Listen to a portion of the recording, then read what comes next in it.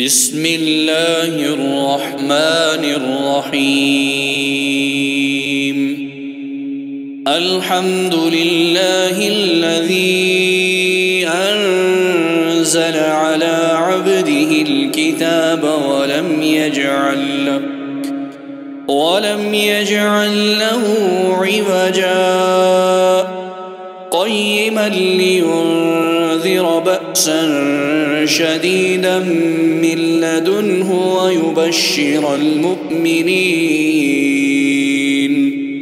ويبشر المؤمنين الذين يعملون الصالحات أن لهم أجرا حسنا ماكثين فيه أبدا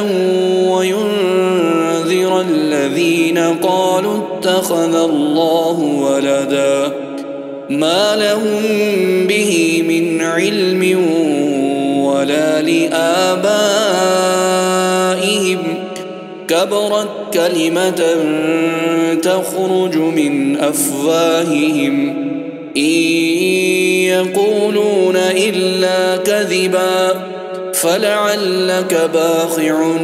نفسك على آثارهم إن لم يؤمنوا بهذا الحديث أسفا إنا جعلنا ما على الأرض زينة لها لنبلوهم أيهم أحسن عملا وإنا لجاعلون ما عليها صعيدا جرزا أم حسبت أن أصحاب الكهف والرقيم كانوا من آياتنا عجبا إذ أوى الفتية إلى الكهف فقالوا ربنا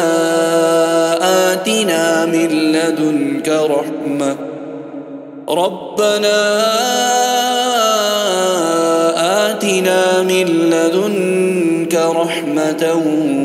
وهيئ لنا من أمرنا رشدا فضربنا على آذانهم في الكهف سنين عددا ثم بعثناهم لنعلم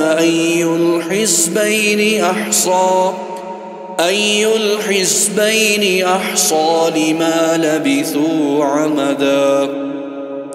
نحن نقص عليك نباهم بالحق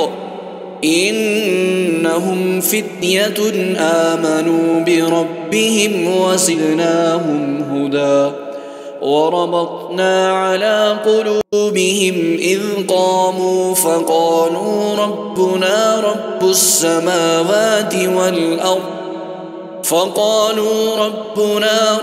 السماوات والأرض لن ندعو من دونه إلها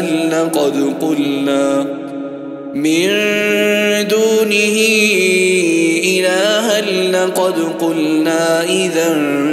شططا هؤلاء قومنا اتخذوا من دونه آلهة لولا يأتون عليهم بسلطان بين فمن أظلم ممن افترى على الله كذبا وإذ اعتزلتموهم وما يعبدون إلا الله فأووا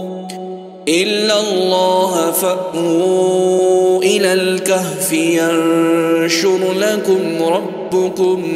من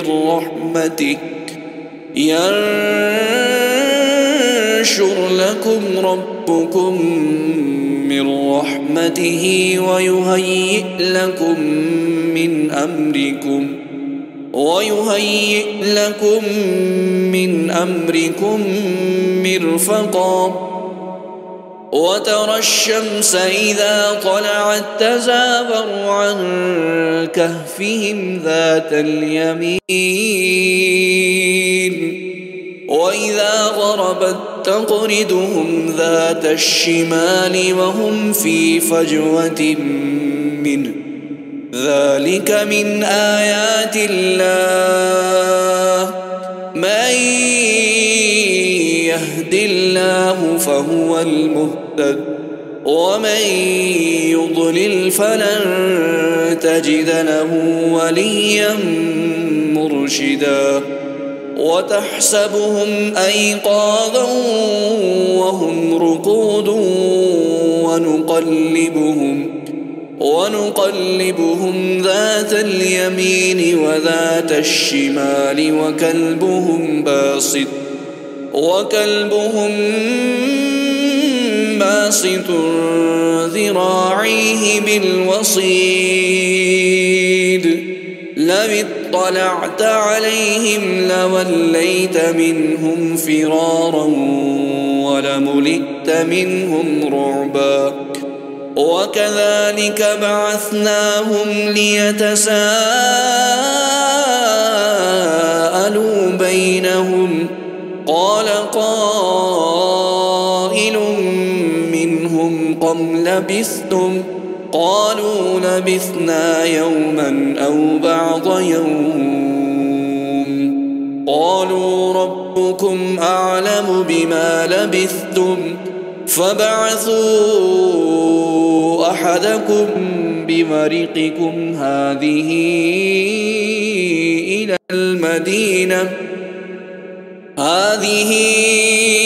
إلى المدينة فلينظر أيها أزكى طعاما فليأتكم برزق منه وليتلطف ولا يشعرن بكم أحدا إنهم إن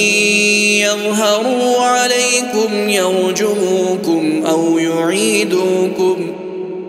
يعيدوكم في ملتهم ولن تفلحوا إذا أبدا وكذلك أعثرنا عليهم ليعلموا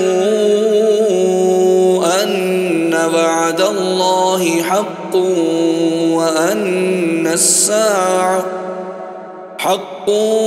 وأن الساعة لا ريب فيها إذ يتنازعون بينهم أمرهم فقالوا ابنوا عليهم بنيانا ربهم أعلم بهم قال الذين غلبوا على أمرهم لنتخذن عليهم مسجدا سيقولون ثلاثة رابعهم كلبهم ويقولون خمسة سادسهم كلبهم رجما بالغيب ويقولون سبعة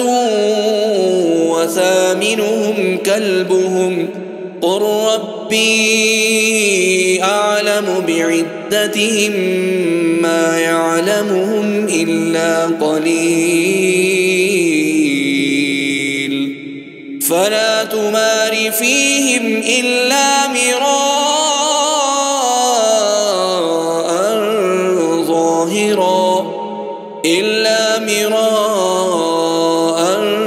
ظاهرا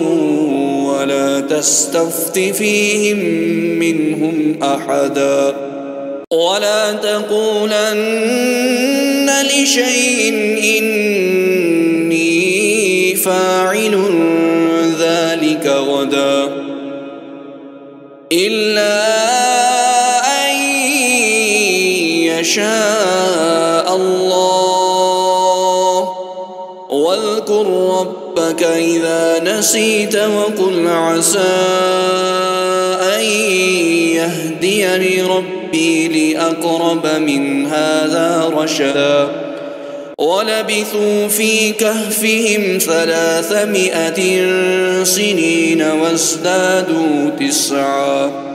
قل الله أعلم بما لبثوا له غيب السماوات والأرض أبصر به وأسمع ما لهم من دونه من ولي ولا يشرك في حكمه أحدا واتل ما أوحي إليك من كتاب ربك لا مبدل لكلماته ولن تجد من دونه ملتحدا واصبر نفسك مع الذين يدعون ربهم بالغداة والعشي يريدون وجهه ولا تعد عيناك عنهم تريد زينة الحياة الدنيا ولا تطع من أغفلنا قلبه عن ذكرنا واتبع هواه وكان أمره فرطا وقل الحق من ربكم فمن شاء فليؤمن ومن شاء فليكفر إنا أعتدنا للظالمين نارا أحاط بهم سرادقها وإن يستغيثوا يغاثوا بماء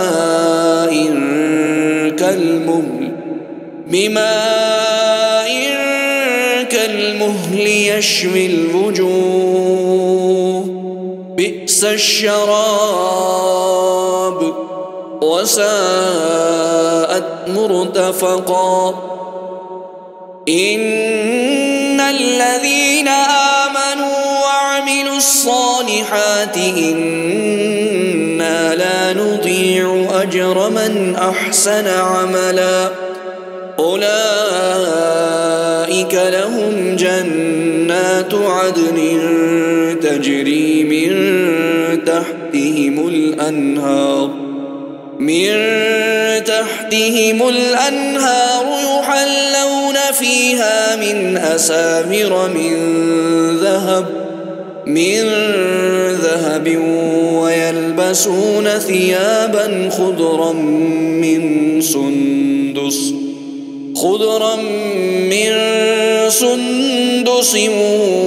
واستبرق متقين فيها على الأرائك نعم الثواب وحسنت مرتفقا واضرب لهم مثل الرجلين جعلنا لأحدهما جنتين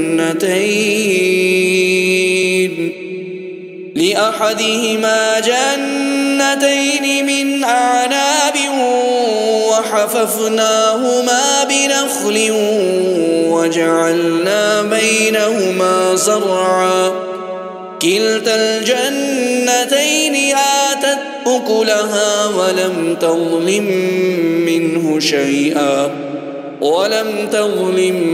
منه شيئا وفجرنا خلالهما نهرا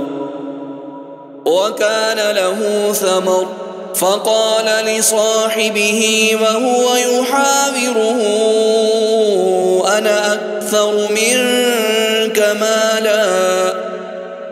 أكثر منك مالا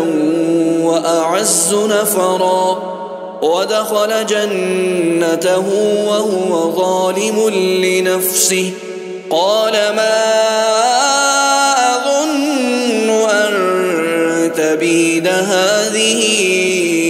أبدا وما أظن الساعة قائمة ولئن رددت رددت إلى ربي لأجدن خيرا منها منقلبا قال له صاحبه وهو يهاوره أكفرت بالذي خلقك من تراب ثم من نطفة ثم سواك رجلا لكن هو الله ربي ولا أشرك بربي أحدا ولولا إذ دخلت جنتك قلت ما شاء الله لا قوة إلا بالله إن ترني أنا أقل منك مالا وولدا فعسى ربي أن يؤتيني خيرا من جنتك ويرسل عليها حسبانا من السماء فتصبح صعيدا زلقا أو يصبح ماؤها غورا فلن تستطيع له طلبا وأحيط بثمره فأصبح يقلب كفيه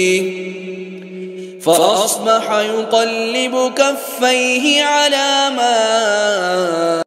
أنفق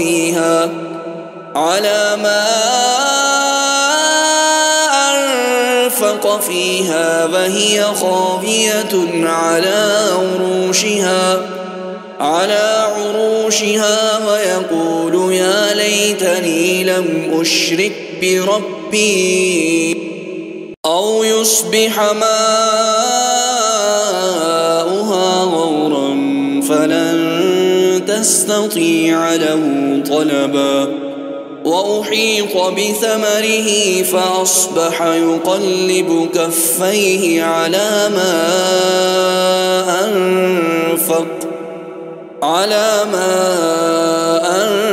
أنفق فيها وهي خاوية على عروشها ويقول يا ليتني لم أشرك بربي أحدا ولم تكن له فئة ينصرونه من دون الله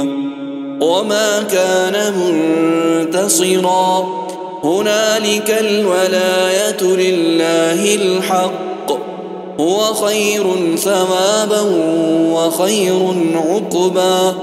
واضرب لهم مثل الحياة الدنيا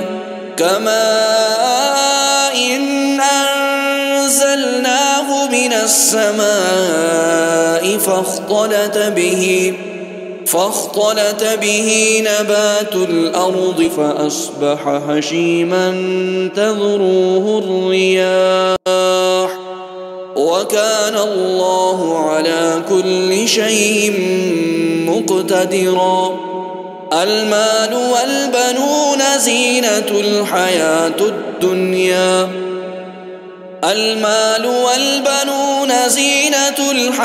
الدنيا والباقيات الصالحات خير عند ربك ثوابا وخير أملا ويوم نسير الجبال وترى الأرض بارزة وحشرناهم فلم نغادر منهم أحدا وعرضوا على ربك صفا لقد جئتمونا كما خلقناكم أول مرة بل زعمتم أن لن نجعل لكم موعظا ووضع الكتاب فترى المجرمين مشفقين مما فيه ويقولون يا ويلتنا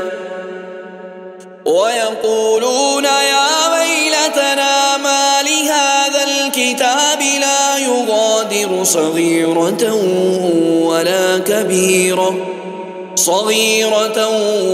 ولا كبيرة إلا أحصاها ووجدوا ما عملوا حاضرا ولا يظلم ربك أحدا. وإذ قلنا للملائكة اسجدوا لآدم فسجدوا إلا إبليس كان من الجن ففسق عن أمر ربه أفتتخذونه وذريته أولياء من دوني وهم لكم عدو بئس للظالمين بدلا. ما أشهدتهم خلق السماوات والأرض ولا خلق أنفسهم وما كنت متخذ المضلين عضدا. ويوم يقول نادوا شركائي الذين زعمتم فادعوهم فلم يستجيبوا لهم وجعلنا بينهم موبقا. ورأى المجرمون النار فظنوا أنهم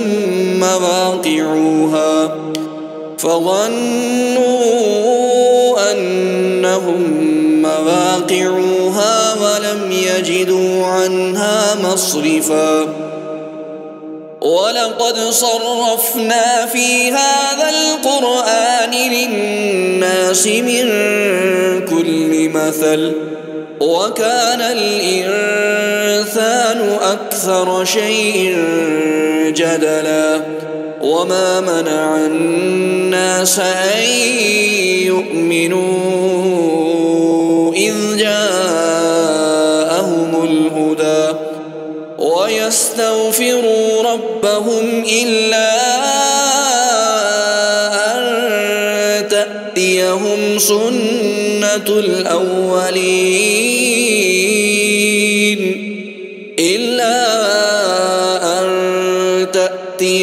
سنة الأولين أو يأتيهم العذاب قبلا.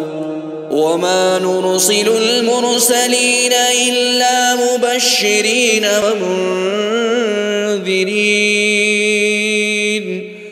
ويجادل الذين كفروا بالباطل ليدحدوا به الحق واتخذوا آياتي وما أنذروا هزوا. ومن أظلم ممن ذكر بآيات ربه فأعرض عنها ونسي ما قدمت يداه إنا جعلنا على قلوبهم أكنة أن يفقهوه وفي آذانهم وقرا وإن تدعهم إلى الهدى فلن يهتدوا إذن أبدا. وربك الغفور ذو الرحمة لو يؤاخذهم بما كسبوا لعجل لهم العذاب بل لهم موعد لن يجدوا من دونه موئلا. وتلك القرى أهلكناهم لما ظلموا وجعلنا لمهلكهم موعدا. وإذ قال موسى لفتاه لا أبرح حتى أبلغ مجمع البحرين مجمع البحرين أو أمضي حقبا فلما بلغا مجمع بينهما نسيا حوتهما فاتخذ سبيله في البحر سربا فلما جاوزا قال لفتاه آتنا غداءنا لقد لقينا من سفرنا هذا نصبا قال أرأيت إذ أوينا إلى الصخرة فإني نسيت الحوت وما أنسانيه إلا الشيطان أن أذكره واتخذ سبيله في البحر أجبا قال ذلك ما كنا نبغي فارتدنا على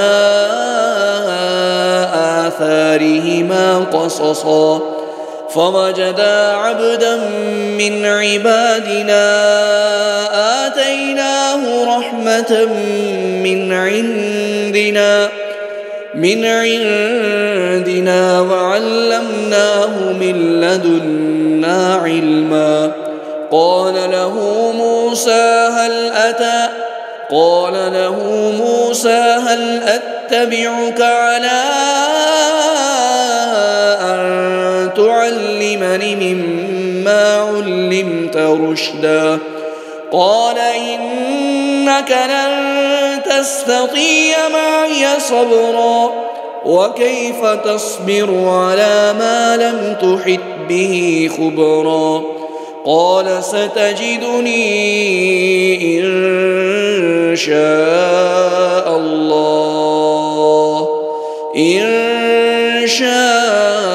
الله صابرا ولا أعصي لك أمرا قال فإن اتبعتني فلا تسألني عن شيء حتى أحدث لك منه ذكرا فانطلقا حتى إذا ركبا في السفينة خرقها قال أخرقتها لتغرق أهلها لقد جئت شيئا إمرا قال ألم أقل إنك لن تستطيع معي صبرا قال لا تؤاخذني بما نسيت ولا ترهقني من أمري عسرا فانطلقا حتى إذا لقيا غلاما فقتله قال أقتلت نفسا زكية بغير نفس لقد جئت شيئا نكرا قال ألم أقل لك إنك لن تستطيع معي صبرا قال إن سألتك عن شيء بعدها فلا تصاحبني قد بلغت من لدني عذرا فانطلقا حتى إذا أتيا أهل قرية استطعما أهلها فابوا أن يضيفوهما فوجدا فيها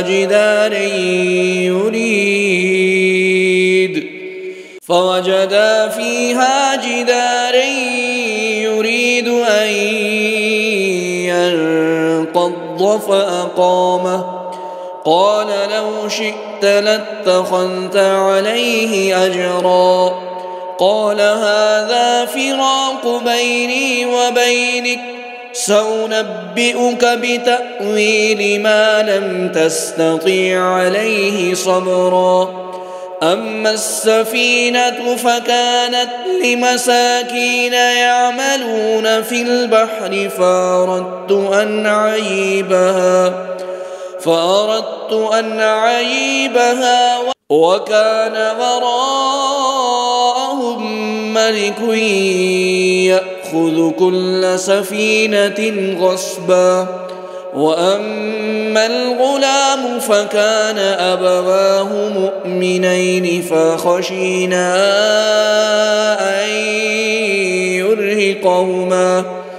أن يرهقهما طغيانا وكفرا، فأردنا أن يبدلهما ربهما خيرا منه زكاة وأقرب ماء. وأما الجدار فكان لغلامين يتيمين في المدينة وكان تحته كنز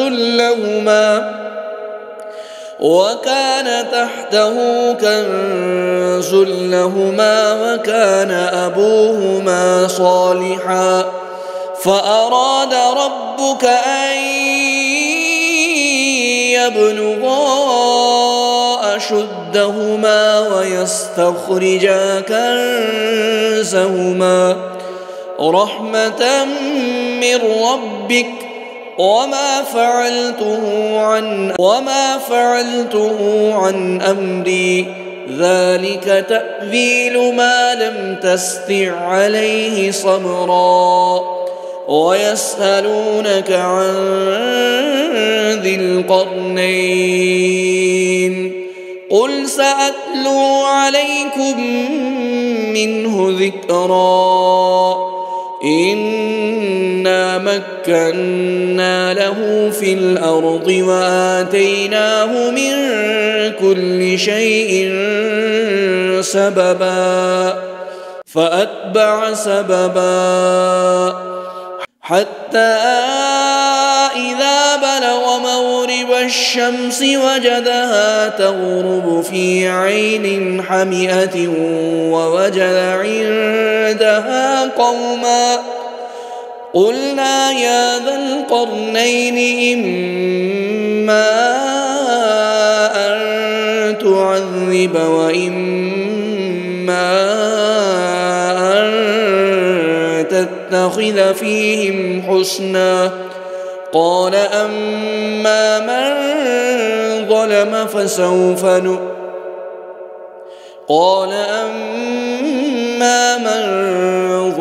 فسوف نعذبه ثم يرد إلى ربه فيعذبه عذابا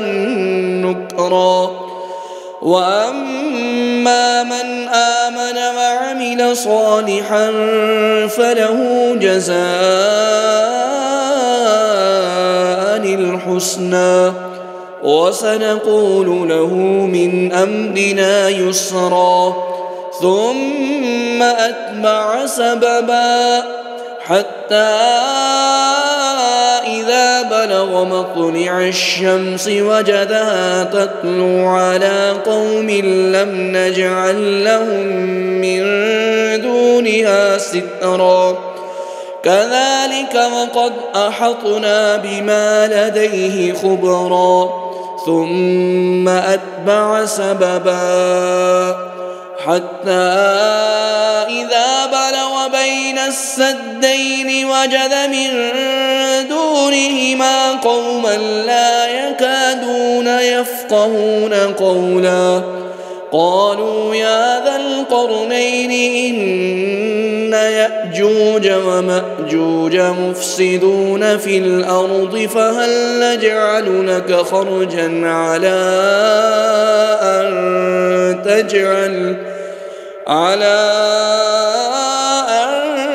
تجعل بيننا وبينهم سدا. قال ما مكني فيه ربي خير فأعينوني بقوة أجعل بينكم وبينهم ردما.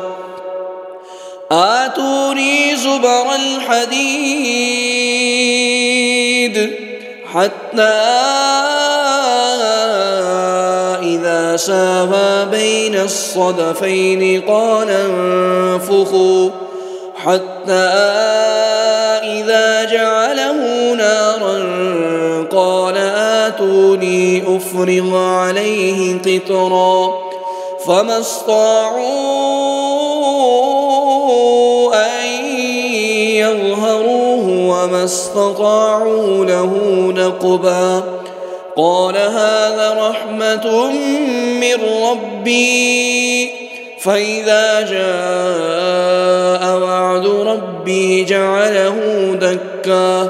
وكان وعد ربي حقا وتركنا بعضهم يومئذ يموج في بعض ونفخ في الصور فجمعناهم جمعا وعرضنا جهنم يومئذ للكافرين عرضا الذين كانت أعينهم في غطاء عن ذكري وكانوا لا يستطيعون سمعا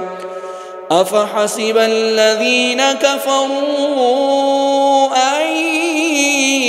يتخذوا عبادي من